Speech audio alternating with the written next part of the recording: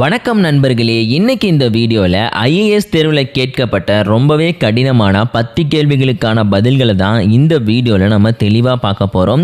இந்த வீடியோ உங்களுக்கு ரொம்பவே யூஸ்ஃபுல்லாக இருக்க போகுது, அதனால் ஸ்கிப் பண்ணாமல் ஃபுல்லாக பாருங்கள். இந்த மாதிரி சுவாரஸ்யமான வீடியோக்களை பார்க்குறதுக்கு நம்ம சேனலை மறக்காமல் சப்ஸ்கிரைப் பண்ணிக்கோங்க. இப்போ வாங்க வீடியோக்குள்ளே போகலாம். இந்த வீடியோவில் நம்ம முதல்ல பார்க்க போகிற கேள்வி, லீக் ஆஃப் நேஷன்ஸ் அப்படிங்கிறது எந்த ஆண்டு நிறுவப்பட்டது அப்படிங்கிறது தான் கேள்வி.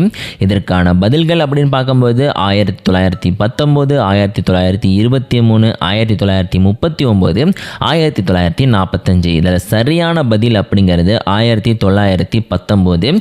லீக் ஆஃப் நேஷன்ஸ் அப்படிங்கிறது 1919 தான் பார்த்தீங்கன்னா அஃபிஷியலாக உருவாக்கப்பட்டது. அடுத்து நம்ம இரண்டாவதாக பார்க்க போகிற கேள்வி, சூரிய குடும்பத்தில் எந்த கிரகம் மிகவும் மாறுபட்ட காலநிலை மற்றும் வளிமண்டலத்தை கொண்டுள்ளது அப்படிங்கிறது தான் கேள்வி. இதற்கான சரியான பதில்கள் அப்படிங்கிறது முதல்ல வெள்ளி, இரண்டாவது பூமி, மூணாவது செவ்வாய், கடைசியாக சுக்கிரன். இதில் சரியான பதில் அப்படிங்கிறது பார்த்திங்கன்னா பூமி தான். ஏன்னா சூரிய குடும்பத்தில் இருக்கிற எந்த ஒரு கிரகத்துக்குமே மாறுபட்ட காலநிலை மற்றும் வளிமண்டலம் அப்படிங்கிறது கிடையாது. பூமிக்கு மட்டும்தான் இது இரண்டுமே இருக்குது. அதனால தான் பூமியில் நம்மளால் உயிர் வாழ முடியுது. மூணாவதாக நம்ம பார்க்க போகிற கேள்வி, பெர்லின் சுவர் அப்படிங்கிறது எந்த ஆண்டு இடிஞ்சு விழுந்தது அப்படிங்கிறது தான் கேள்வி. இதற்கான பதில்கள் அப்படிங்கிறது 1961, 1989, 1991, 2000. இதில் சரியான பதில் அப்படிங்கிறது 1989 தான். ஏன்னா 1989 தான் பெர்லின் சுவர் அப்படிங்கிறது ஒரு சின்ன பிரச்சனையினால் இடிஞ்சு விழுந்தது. அடுத்து நம்ம நாலாவதாக பார்க்க போகிற கேள்வி, ஆசியா மற்றும் ஆப்பிரிக்காவுக்கு இடையே இருக்கக்கூடிய கடலுடைய பெயர் என்ன? ஆசியா மற்றும் ஆப்பிரிக்கா இந்த இரண்டுக்கும் இடையில் இருக்கக்கூடிய கடலோட பெயர் என்ன அப்படிங்கிறது தான் கேள்வி. இதற்கான பதில் அப்படிங்கிறது காஸ்பியன் கடல், சிவப்பு கடல், மத்திய தரைக்கடல், இல்லைன்னா டெட் சி அப்படின்னு சொல்லப்படுற இறந்த கடல். இதில் சரியான பதில் அப்படிங்கிறது மத்திய தரைக்கடல் அப்படிங்கிறது தான் ஆசியாவுக்கும் ஆப்பிரிக்காவுக்கும் இடையில் இருக்கிற கடலோட பேர். அடுத்து நம்ம ஐந்தாவதாக பார்க்க போகிற கடலோட பேர் கேள்வியோட பேர் என்ன அப்படின்னு பார்த்தீங்கன்னா, இன்சுலின் சுரக்கிறதுக்கு மனுஷ உடம்புல எந்த உறுப்பு ஹெல்ப் பண்ணுது அப்படிங்கிறது தான் கேள்வி. இன்சுலின் சுரக்கிறதுக்கு மனித உடம்புல இருக்கிற எந்த உறுப்பு ஹெல்ப் பண்ணுது அப்படிங்கிறது கேள்வி. இதற்கான பதில்கள் அப்படின்னு பார்க்கும்போது கல்லீரல், சிறுநீரகங்கள், கணையம் மற்றும் வயிறு. இதில் சரியான பதில் அப்படிங்கிறது கணையம் தான். கணையம் தான் பார்த்தீங்கன்னா நம்ம உடம்புல இன்சுலின் சுரக்க உதவி பண்ணுது.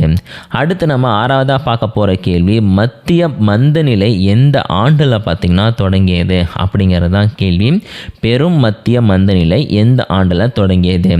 1914, 1929, 1939, 1945.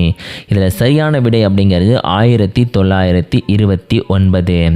அடுத்து நம்ம ஏழாவதாக பார்க்க போகிற கேள்வி என்ன அப்படின்னு பார்த்துட்டிங்கன்னா, கண்ணாடி தயாரிப்பில் எந்த ரசாயனம் பயன்படுத்தப்படுது?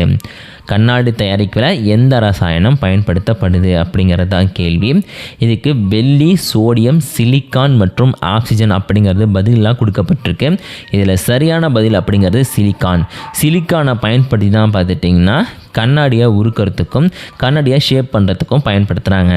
அடுத்து நம்ம எட்டாவதாக பார்க்க போகிற கேள்வி, எட்வர்டு மர்ச்சின் அப்படின்ற புகழ்பெற்ற ஓவியமான த ஸ்க்ரீம் எந்த கருவியால் உருவாக்கப்பட்டது அப்படிங்கிறது தான் கேள்வி. இதற்கான பதில்கள் அப்படிங்கிறது புல்லாங்குழல், செல்லோ, கிளாரினெட் அண்டு படங்கள். இதில் சரியான பதில் அப்படிங்கிறது செல்லோ தான் பார்த்துட்டிங்கன்னா இந்த ஒரு த ஸ்க்ரீம் அப்படின்ற அந்த ஒரு புகழ்பெற்ற ஓவியம் இருக்குது பார்த்தீங்களா, அதுக்காக சித்தரிக்கப்பட்ட ஒரு முக்கியமான பொருள். அடுத்து நம்ம 9ஆக பார்க்க போகிற கேள்வி, சூரிய குடும்பத்தில் இருக்கிற எந்த கிரகம் காதல் கிரகம் அப்படின்னு அழைக்கப்படுது அப்படிங்கிறது தான் கேள்வி. இதற்கான சரியான பதில் என்னன்னு பார்த்தீங்கன்னா ஜூபிட்டர், செவ்வாய், பூமி, வியாழன் அப்படிங்கிறது தான் பதில்கள். இதில் சரியான பதில் அப்படிங்கிறது பார்த்திங்கன்னா ஜூபிட்டர்னு சொல்லப்படுற சுக்கிரன் தான் பார்த்திங்கன்னா சூரிய குடும்பத்தில் இருக்கிறதுலையே காதல் கிரகம் அப்படின்ற ஒரு புனைப்பெயரோட அழைக்கப்படுது.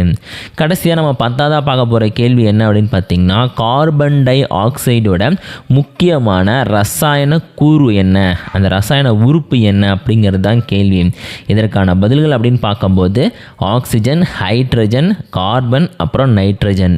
இதில் சரியான பதில் எது அப்படின்னு கேட்டிங்கன்னா இதோட பேர்லேயே இருக்கக்கூடிய கார்பன் அப்படிங்கிறது தான் பார்த்தீங்கன்னா முக்கியமான சரியான பதிலும் கூட.